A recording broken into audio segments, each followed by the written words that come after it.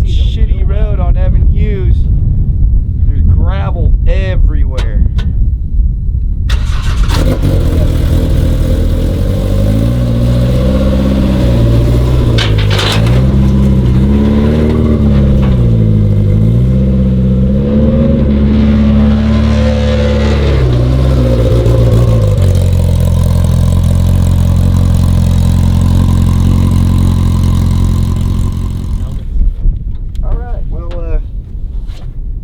Game plan is drive the car, see how it works. Earlier today we picked it up from SDG Suspension, as you guys saw on my personal cell phone clips, you know, and we resprung it with iBox springs. We adjusted the ride height, and we also changed the valving front and rear from what we initially had. So we're gonna count the clickers, see where we're at with our base setting that they set them up with, and then adjust today clickers and crossover. We're gonna leave the ride height probably alone unless we feel like it's doing something we don't like, in preparation for the BAJA 500. I'm driving the first 240. Harry and David are bringing it to the finish. Junior is gonna be my co-driver because he did such a good job at the Nora 1000. Less talking, more action. Let's get suited. Surprisingly, Harry doesn't have much to say today. Not yet.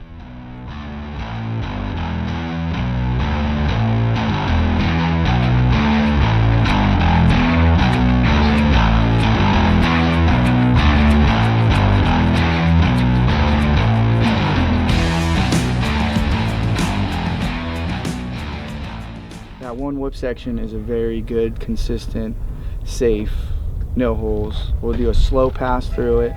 Make sure there's no dangers. Get everything kind of warmed up. Coming back this way is safer. Is the way. Yeah, the other way has big holes. So they can follow us in the truck over there. They can watch it. We'll start playing with clickers. Try to get this thing close. Yep. Give it a good feel. Get the juices flowing, and then once we get a good base over there, then we'll go do that loop in where that big 2-track is over there, coming this way.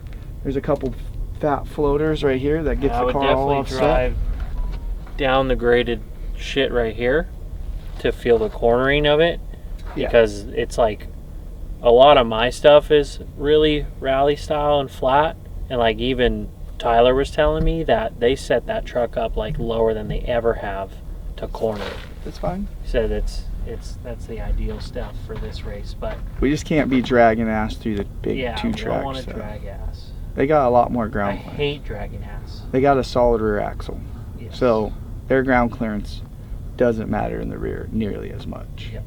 And they got 40s. And they got wheelbase. And they're the first to go through the course. And they're the first to big difference. blow the course out. Yeah. All right. Well. All right. Helmet. Helmet. Helmet.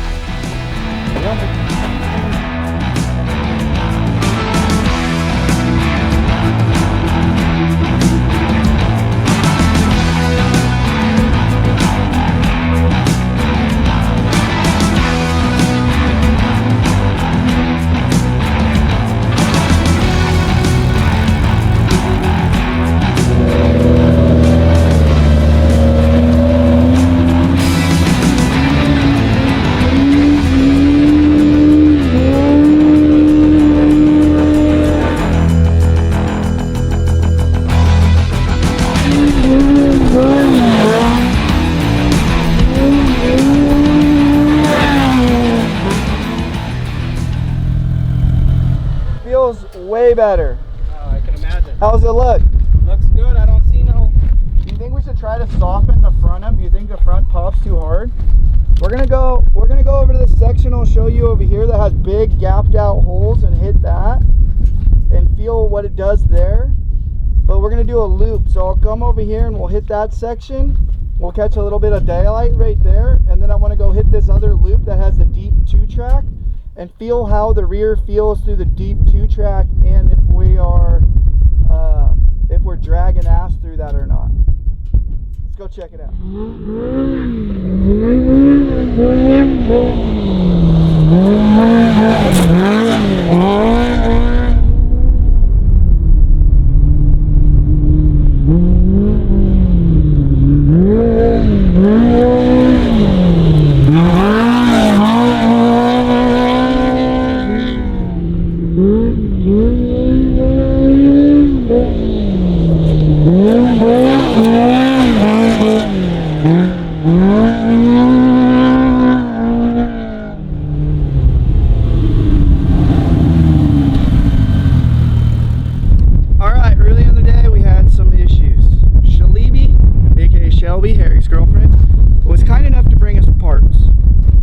got her fixed.